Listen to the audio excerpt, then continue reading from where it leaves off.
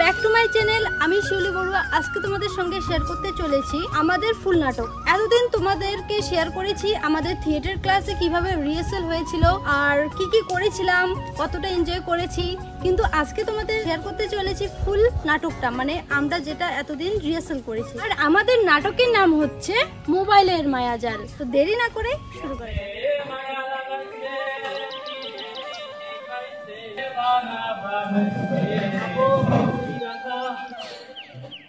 ইনি হচ্ছেন নাটকে বাবা চরিত্রে। ইনি একটু রাগী মানুষ।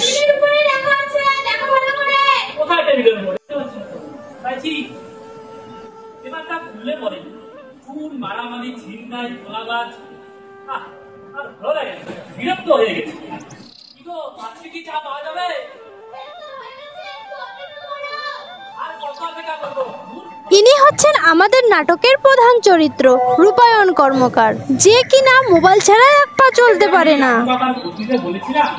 হাসপাতালে গেছিলি আমার খোঁজ খবর নিতে? আরে রামবাবার খোঁজ নেওয়ার জন্য কি আমি এবার অবশ্যই হাসপাতাল যাবো নাকি? আমার অনেক আগে খোঁজ নেওয়া হয়ে গেছে। তুই হাসপাতালে গেলি না, অথচ তোর রামবাবার খোঁজ নেওয়া হয়ে গেল কি হবে? আরে বাবা, এখন আর অত দূর হাসপাতাল যেতে হয় না। এই তো একটা মোবাইলে ছবি দিয়েছে, থামস আপ পাঠিয়েছে, তো ওইটা সব ঠিক আছে। কি? হ্যাঁ, সেটা আবার কি রে? আরে তুমি থামস আপ মানে জানো না? এটা তো একটা ইমোজি। এর মানে হচ্ছে সব ঠিক আছে, বুঝছো? থামস আপ, ইমোজি, তুই এগুলো কি বলছিস? আমি তো কিছুই বুঝতে পারছি না। তুমি ইমোজি মানে জানো না? এগুলো তখন সবাই ব্যবহার করে। কেউ যদি তোমাকে থামস আপ পাঠায় না, তাহলে ওটা দেখে তোমাকে বুঝে নিতে হয় যে সব ঠিক আছে, বুঝছো? তাহলে আমি কিভাবে বুঝবো কোন ইমোজি মানে কোনটা? এই দেখো, এই যে যখন তুমি হাসি বোঝাবা তখন তুমি এই ইমোজি দেবে, যখন তুমি কান্না বোঝাবা তখন তুমি এই ইমোজি দেবে, যখন তুমি অবাক হবা তখন এই ইমোজি দেবে, বুঝছো? আচ্ছা, আমি যদি কোনো বিষয় নিয়ে চিন্তা করি তাহলে আমি কোন ইমোজিটা দিব? ওটা তুমি লিখে বোঝাতে হবে, বুঝছো? কারণ সব ইমোজি তো আর মন করতে পাওয়া যায় না। খাওয়াবো কলিযুগের কি আধুনিক খাওয়াবো ভগবান। আরে বাবা, তুমি তো টেনশন করো কেন? তুমি কি সারাক্ষণ মোবাইল ধরো নাকি? আচ্ছা ঠিক আছে, আগে বল, তুই নিজের ভবিষ্যতে চিন্তা করছিস যে কি করবি? সারাদিন তো ফোন নিয়ে পড়ে থাকিস, তোর এখন বয়স হয়েছে, কিছুতে একটা শুরু কর। আরে বাবা, এখনো অনেক দেরি আছে, তো অত টেনশন করো না। আচ্ছা ঠিক আছে, টেনশন করো না। হলো তো? কি গো, তোমার কি চা হলো? হ্যাঁ, সকাল থেকে তো একই কথা জব করে যাও, একই কথা বলতে যাও, অপেক্ষা করতে হলে তো কাগজটাই মুখস্থ হয়ে গেল আমার। ইনি হচ্ছেন রূপায়ণের মা, যিনি একটু ঝগড়টে মানুষ।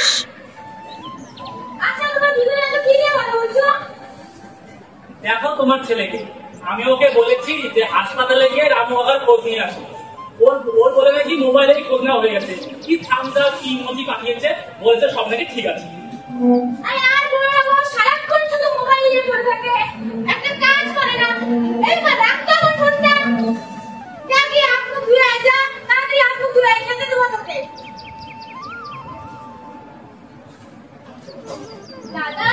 এই হচ্ছে রূপায়ণের ছোট্ট বোন রিকি। না রে, আমি আজকে খেলবো না, আমার ইচ্ছা করছে না। তুই অন্য কিছু দিকেই খেলবি, যা, ওখানে আরো আছে, ওই দিকে খেলবি, বিরক্ত করিস না। কেন রে, চল না। আরে বাবা, বললাম তো আমি বিরক্ত করিস না, দেখছি তো মোবাইল দেখছি, ডিস্টার্ব কেন করছিস? যা না। হাতে তো ফোন নিয়ে আমি গেলাম। শান্তি মতো একটু মোবাইলটাও দেখা যায় না।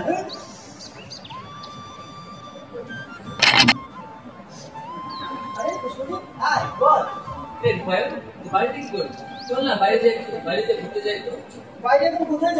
ইনি হচ্ছেন রূপায়ণের সেই বেস্ট ফ্রেন্ড পুষ্পজি, খুবই স্বার্থপর মানুষ। মা, ও মা, বলছিলাম যে আমি একটু পুষ্পজির সাথে বেরোচ্ছি, ঠিক আছে? বাইরে কাজ আছে, একটুবার ফিরে আসবো। খেয়ে যাবি না? এই বাবু, খেয়ে যা। দেখেছো তো তোমার ছেলেকে? প্রত্যেকদিন এইভাবে তার বন্ধুর সঙ্গে বাইরে বেরিয়ে যায়। শুধু কি করবে, কি করে খাবে, এতটুকু চিন্তা নেই তার। হ্যাঁ, তাই তো দেখছি। ছেলেটার ভবিষ্যতে যে কি আছে, আমার তো এখন বয়স হয়েছে, আমি এখন আগের মতো কাজ করতে পারি না, আর দুদিন যাবো শরীরটা খুব একটা ভালো না। তুমি ঝাড় দিচ্ছ কেন? দেখছো না আমি এখানে চা খাচ্ছি?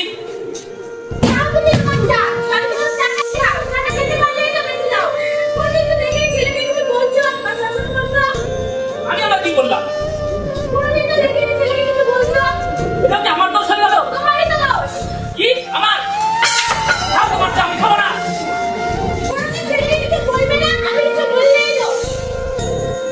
এরা দুজন হচ্ছে পাড়ার সেই কাকিমারা, যারা মানুষের বাড়িতে ঝগড়া শুনতে যায়।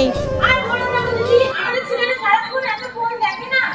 আরে আর বলো না, ওসব বাদ দাও। শুধু কি তোমার ছেলে, আমার মেয়েটাও তো ওই একই, সারাক্ষণ শুধু ফোন আর ফোন। শুধু কি তোমার দিদি, আমার ছেলেটাও তো হয়েছে ওই একই, সারাদিন শুধু ফোন দেখে, কিচ্ছু করে না। এসব বাদ দাও, ছাড়ো, যেটা বলতে এসেছিলাম সেটা বলি। বলো। আজকে বিকালে আমার বাড়িতে লক্ষ্মী পূজা আছে, তোমরা যেও কিন্তু সন্ধ্যাবেলায়। আচ্ছা ঠিক আছে, আসি দিদি, তাহলে আসি দিদি। ছি ছি, মান সম্মানের আর কিছু থাকলো না এই ছেলেদের জন্য। পাড়ার লোক ইনি হচ্ছেন সেই ব্লগার যে কিনা মানুষ বিপদে পড়লে সাহায্য করার আগে ভিডিও তোলে।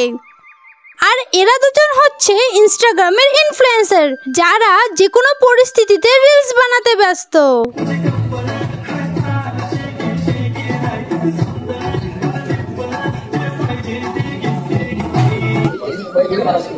আর এটা হচ্ছে ব্যস্ত শহর, যেখানে সবাই মোবাইল নিয়ে ব্যস্ত।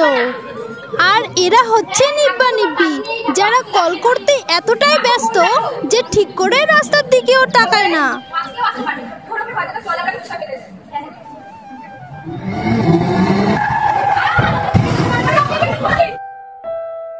এই হচ্ছে এখনকার বাস্তবতা, যেখানে মানুষ পুরো মনুষ্যত্ব হারিয়ে ফেলেছে।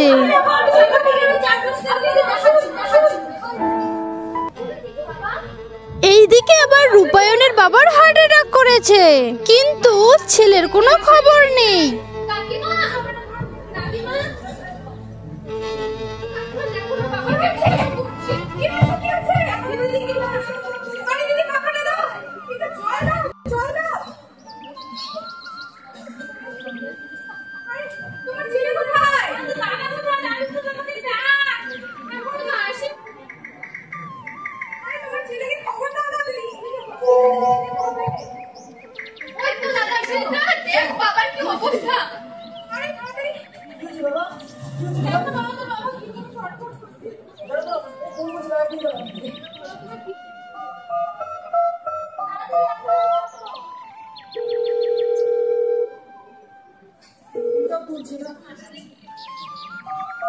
একমাত্র বিপদের সময়ই বোঝা যায় কে আসল বন্ধু আর কে নকল।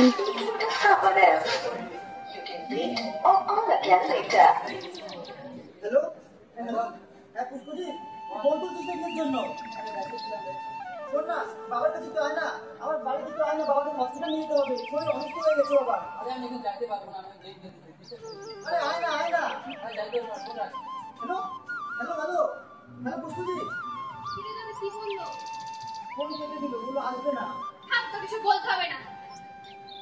হ্যালো, হ্যাঁ বললাম যে করো তাড়াতাড়ি, আমার বাবা খুব অসুস্থ, তোরা তাড়াতাড়ি আয়। হ্যাঁ ঠিক আছে, কর ফোন। কি হয়েছে রে? কি হয়েছে? দেখ না, বাবা খুব অসুস্থ। কি হয়েছে কাকু? আরে তাড়াতাড়ি অ্যাম্বুলেন্স ডাকো। আরে অ্যাম্বুলেন্স ডাকার সময় নেই, আমরা টোটো করে এসেছি, টোটোতে নিয়ে চলো। এই বাপরে, তাড়াতাড়ি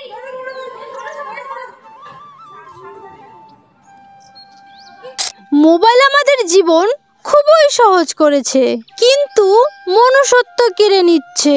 এখনকার মানুষ কেউ পাশে পড়ে থাকলেও সাহায্য করে না, বরং ভিডিও তোলে। সবাই হেল্পিং ভিডিও দেখতে খুবই ভালোবাসে, কিন্তু বাস্তব জীবনে কেউ কাউকে হেল্প করতে চায় না। ভাবো একবার, যদি তোমার প্রিয়জন রাস্তায় পড়ে থাকে আর কেউ সাহায্য না করে, কেমন লাগবে? চলো আজকে থেকেই শুরু করি। মোবাইল থাকবে হাতে আর মনুষ্যত্ব থাকবে মনে।